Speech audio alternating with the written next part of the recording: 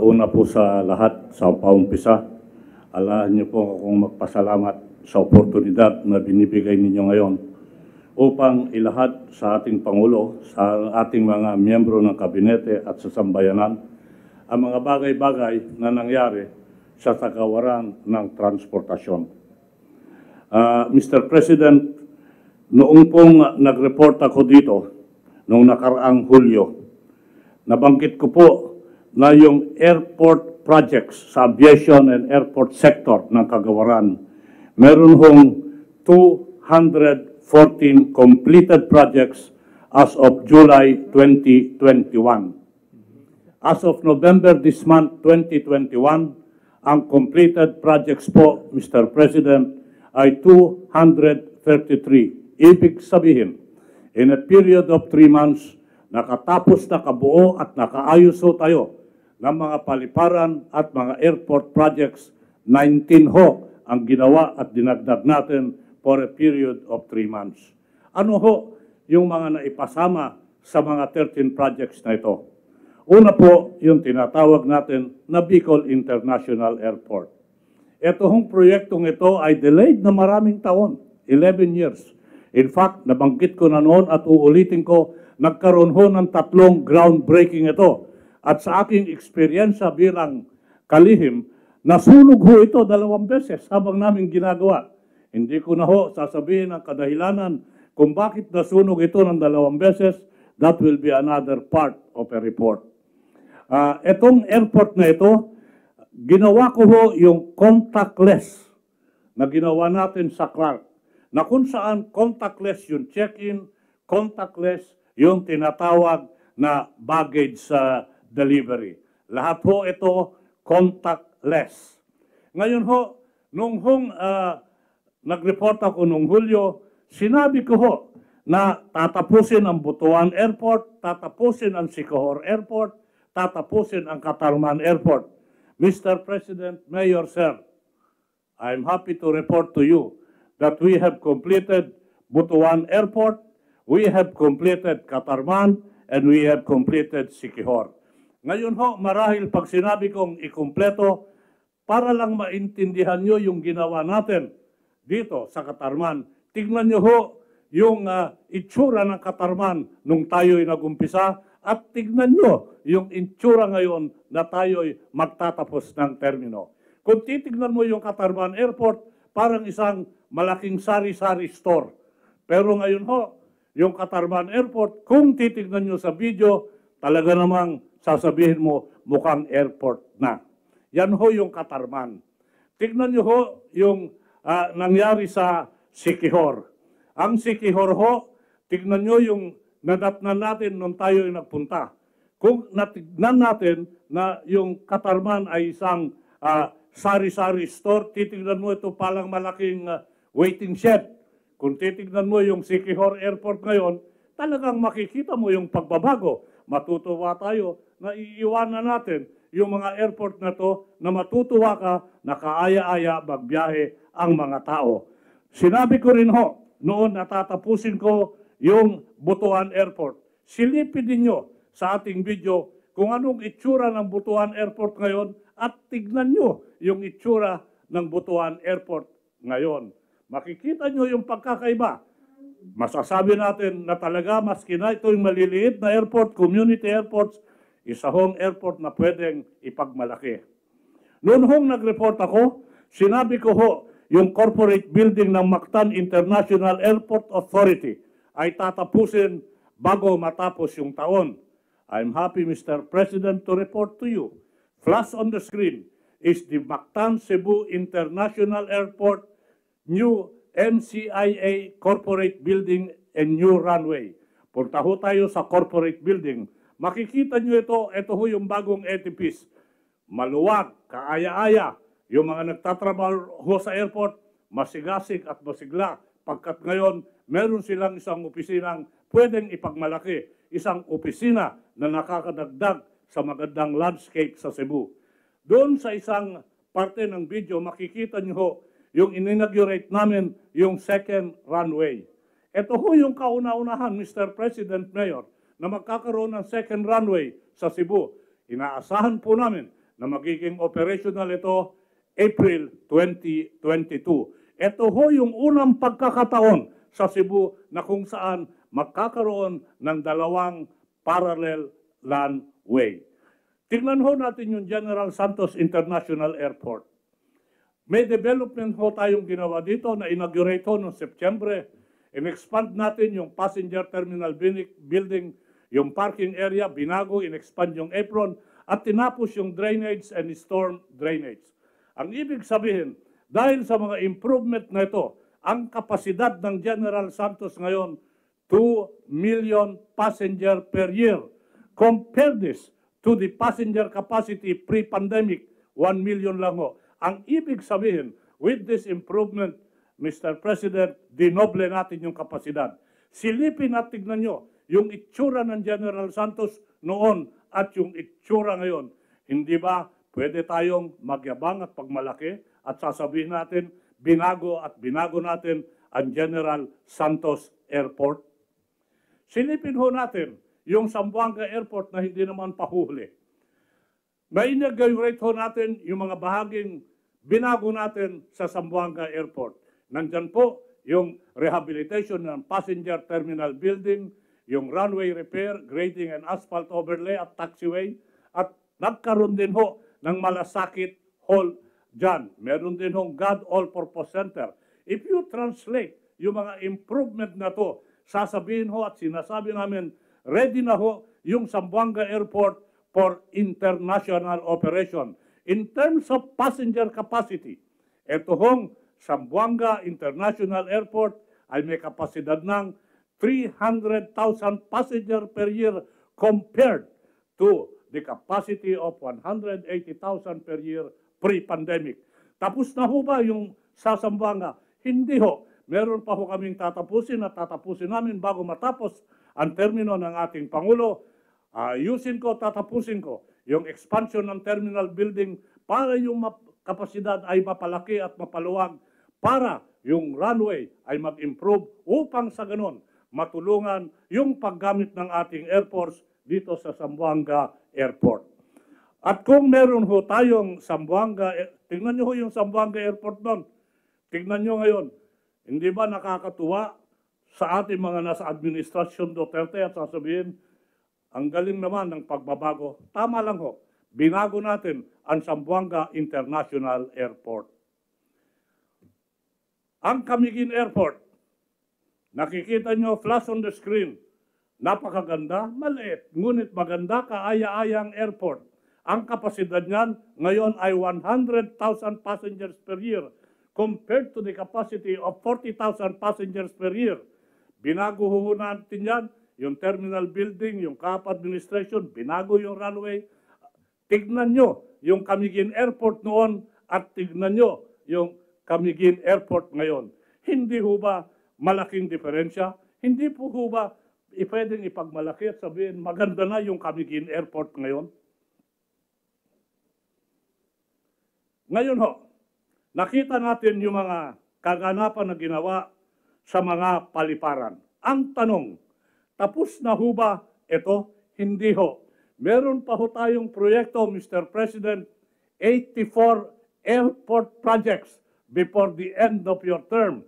Kasama ho dito yung Biliran Airport for November, Biliran Airport, yung Hilongos Airport sa Leyte, yung Cuyo Airport sa Palawan, yung Puerto Princesa International Airport na kung saan kinomisyon natin yung control tower, yung Lingayen Airport in Pangasinan. Lahat ho ito, Mr. President, tatapusin ko ngayon Nobyembre. Ngayon, kung meron tayong proyekto sa Nobyembre, silipin at tignan nyo yung proyekto na gusto namin tapusin ng Disyembre.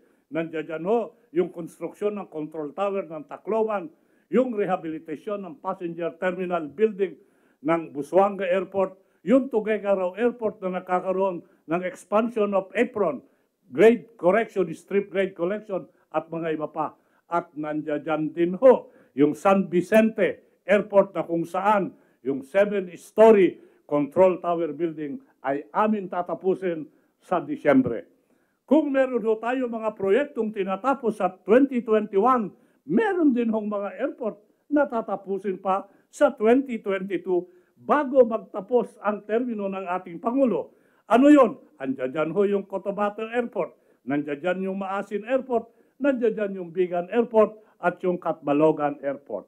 Ito ho ang kabuuan, Mr. President.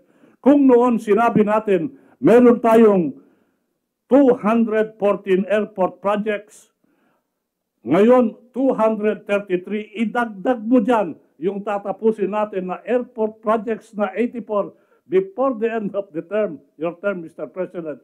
Hindi ho ba kaaya-aya at nakakatuwang tignan yung mga pagbabago na ginagawa natin sa paliparan? At habang pinapaganda ho natin yung paliparan, meron ho tayong ginagawa para sa COVID. Ano ho yun? Darating na ho yung Pasko. Dadami yung pagdating ng ating mga kababayan, OFW, seafarers, mga turista. Tataasan ko yung capacity ng passengers na darating. Kung pagbubuhol-buhulin ko lang ho yan, Mr. President, sa NAIA Terminal 1, 2, 3, and 4, sa Cebu at sa Clark, Mr. President, mabubulunan ho tayo. Kaya yung isang estratehiya, Mr. President, I will expand the primary gateways of international carriers. Kaya nga po, makakaroon tayo, by the way, November 17, Mr. President, sa Panglao, tatanggap na sila ng overseas workers. So mapapaluwag yung NAIA. Plano rin ho namin, magkaroon ng ganyang arrangement sa Lawag. Never before has this been thought of. Ngayon, kung meron sa Panglao, meron sa Lawag, gagamitin ko na po with the consent of the airlines, yung Bicol, yung General Santos, to accept international arrivals.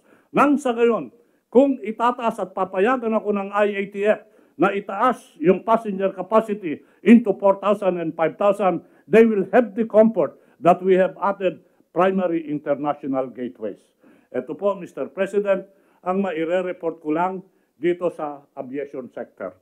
At kung meron naman aviation, meron din ho namang maritime sector. Tignan ho natin yung ginawa natin sa maritime sector. Nung nag-report ako ng Hulyo 2021, sabi ko ho, ang completed projects sa maritime is 451 projects. Ngayon ho, as we speak, nakatapos na ho tayo ng 484 completed projects as of today. In other words, for a period of barely 3 months, nakakumpleto ho tayong, Mr. President, ng 33 seaport maritime projects. Nakasama ho dito yung binuksan ho natin at in-inaugurate sa Bohol. Nandiyan ho yung Port of Maribojoc, Port of Luon, Port of Talibon, Port of Ubay, Port of Tapal. Ngayon, okay, makikita natin yan. Para lang maramdaman natin kung ano yung mga pagbabagong ating ginawa, kagaya sa aviation, tignan nyo ho yung mga seaport nung tayo yung nag-umpisa. Next slide, please. Tacbilaran Port. Tignan mo. Yung Tacbilaran Port, Mr. President, nung nag-assume tayo dyan, pagiwang-giwang, biyak-biyak yung puerto. Hindi na po ngayon yan. Sosyal na yung Tacbilaran Port at makikita nyo yung bagong Tacbilaran Port. Tignan nyo ho yung Port of Maribojoc. I-compare nyo kung ano yung Port of Maribojoc nung tayo yung nag-assume. At tignan nyo ngayon, hindi ba sasabihin mo kagaya sa aviation, panalo, magaling? Tignan nyo yung Port of Hagna. Iisipin mo bang puerto yung nadatnan natin, Mr. President? Pero ngayon, pag nakita mo yung Port of Hagna, sasabihin natin, yes na yes, puertong-puerto na yung Hagna. Ganun din po ang Luon. Makikita mo yung pagbabago na ating ginawa. Talagang happy yung mga taga-Luon sa nakikita nilang pagbabago. Ganyan din po yung sa Talibon. Makikita nyo yung pagbabago. Noon, hindi mo alam kung evacuation center yung puerto noon. Pero tingnan mo ngayon, no doubt, isang puerto. Kaya happy ho yung mga taga-ron. Ganyan din ho yung Port of Tapal. In other words, pinapakita natin noon, nung dumating tayo, yung mga puerto ho, Mr. President, ay talagang kaawa-awa. Yung puertong mga iiwanan natin at ginawa natin, masasabi natin pag tayo'y umalis ay maganda at kaaya-aya. At kung meron din hong development sa Bohol, Meron din ho tayong development sa Puerto Princesa. Next slide, please. Ito ho, makikita nyo, isang puerto.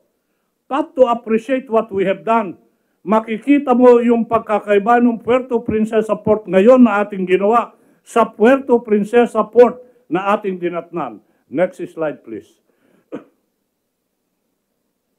Hindi ho ba ang laki ng diferensya? At masasabi kong talagang tama nakagawa tayo ng konstruksyon na ganito? Next slide, please. Ganyan din ho sa Cantilan Port sa Surigao. Makikita mo yung puertong ginawa natin. Kung may puerto sa Bohol, may puerto sa Puerto Princesa, meron din ho tayong ginawa sa Surigao del Sur. At makikita mo rin yung pagbabago. Next slide, please.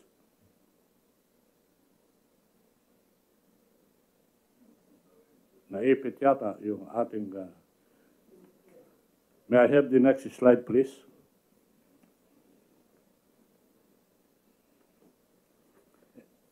Anyway, makikita po natin, Mr. President, na sa buong archipelago ng Pilipinas, marami tayong improvement. Meron din hong improvement sa South Cotabato. Ginawa ho natin in a period of, tinapos natin from our last reporting in July. Meron din hong Port of Nacar sa General Santos.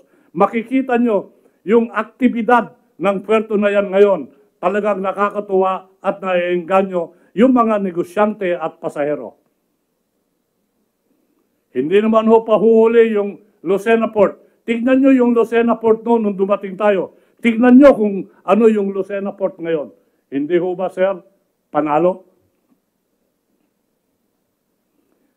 Gaya ng tinanong natin sa aviation, tapos na ho ba lahat yung puerto na yan? Mr. President, hindi po. Marami pa po tayong puertong gustong tapusin. In fact, on November 18 next week, we will be inaugurating 11 ports dito ho sa Mindoro. Completed expansion and construction, ongoing construction, pati yung procurement. 11 ho at gagawin natin yung seremonya sabay-sabay, virtual sa Calapan. Ito ho magpapakita na kung saan makikita ninyo yung mga iba-ibang puerto na ating ginawa. Sabihin ko lang ho, meron tayong maritime port na gagawin sa Calapan. Ito na po, pag natapos, pinakamalaking passenger terminal ito ever in the history of the Philippines. Capacity, 3,500 passengers. Pero hindi po magtatagal yung record niyan. Because bago matapos ang termino mo, Mr. President, tatapusin ko yung Zamboanga Port.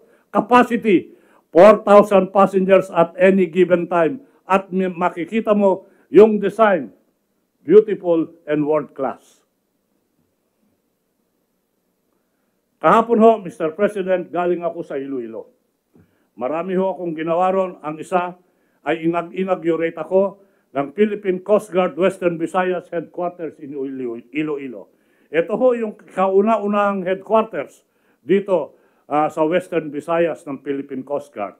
Mahalaga ho ito pagkat yung presensya ng Coast Guard ay magbibigay ng comfort at seguridad sa mga tao sa Western Visayas. Nakita ho natin yung acquisition natin ng mga facility. Nakakuha ho tayo ng Cessna plane, single engine. Sabi po ng ating Pangulo, dagdagan ko ng 3. Sinisipat ko ho na hindi ho malimit sa single engine. Tinitignan ko kung makakakuha ng twin engine and we will follow the submission so that nang sa ganon magkaroon ng proper and appropriate procurement. Binuksan din ho namin yung sa Kalayaan, Coast Guard Station sa Kalayaan. Ito ho will help in the security of the West Philippine Sea.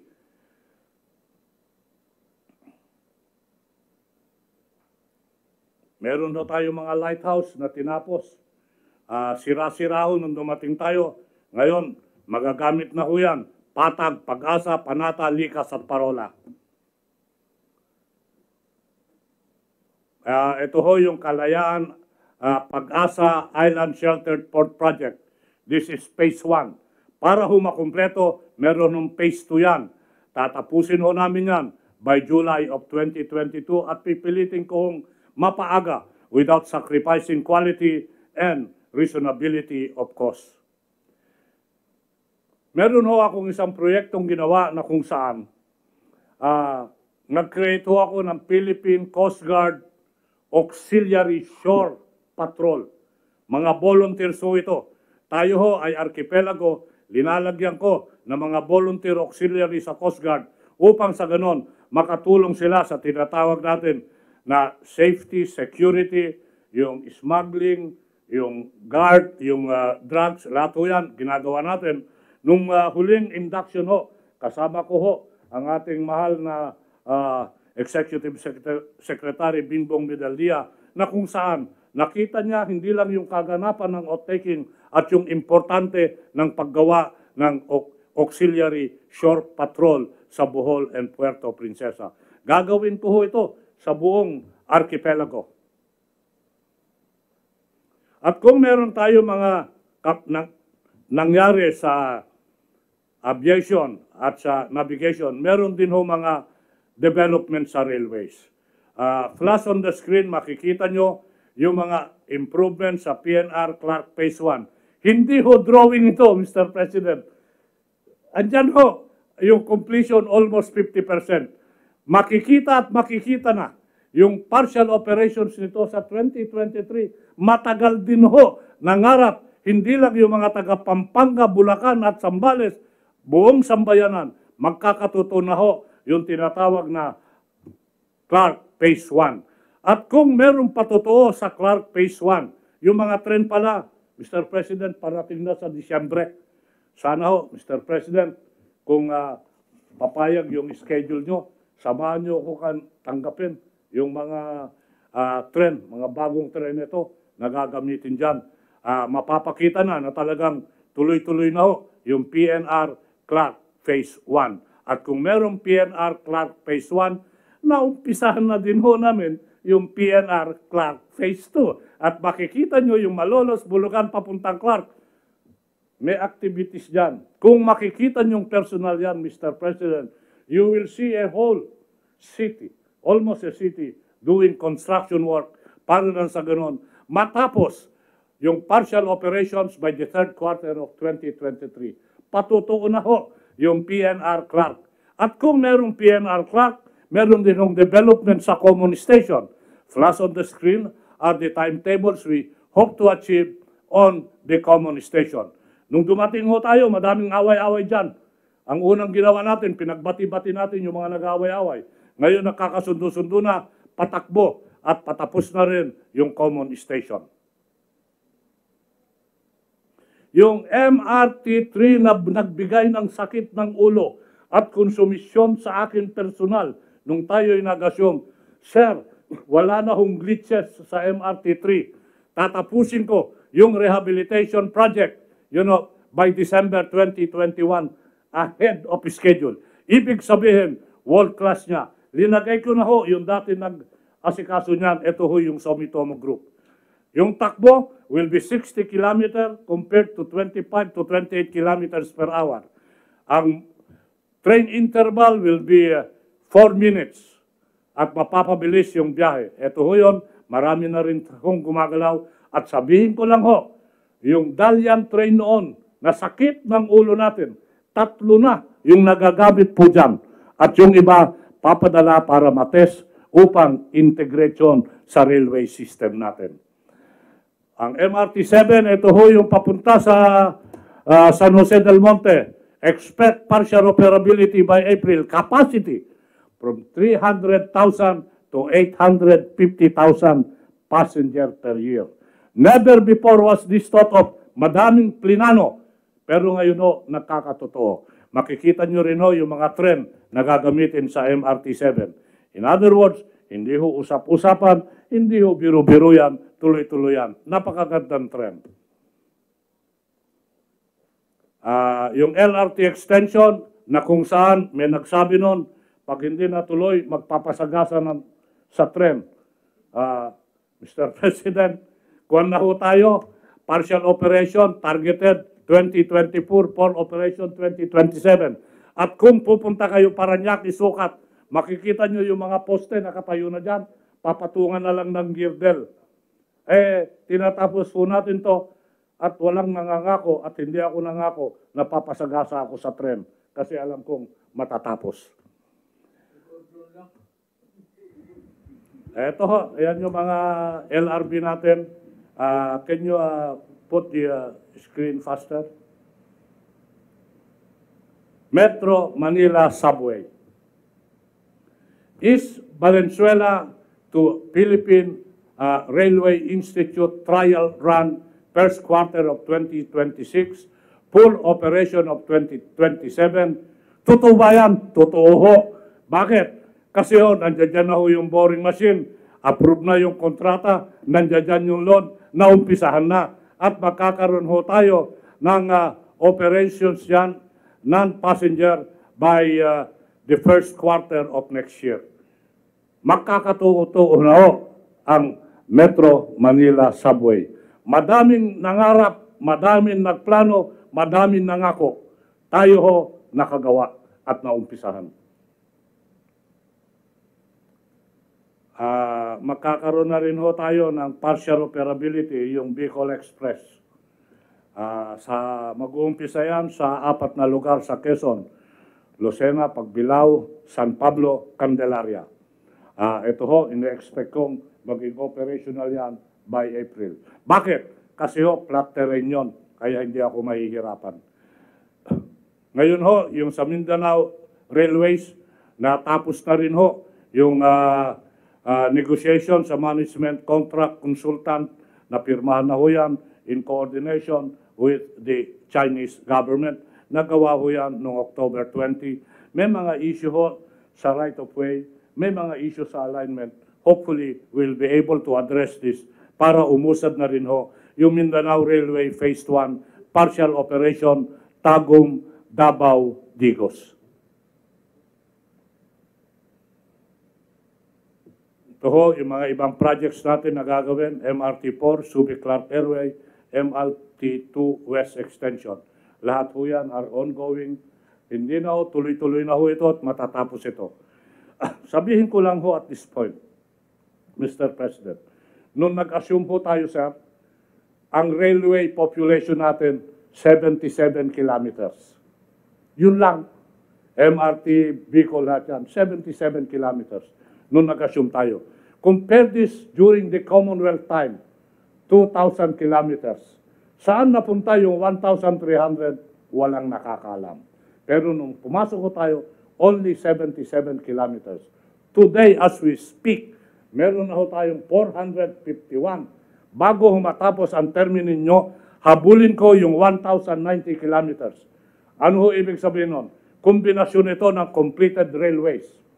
Kombinasyon ito ng construction na mag-uumpisa na yung railways at ito ho yung contract awarded.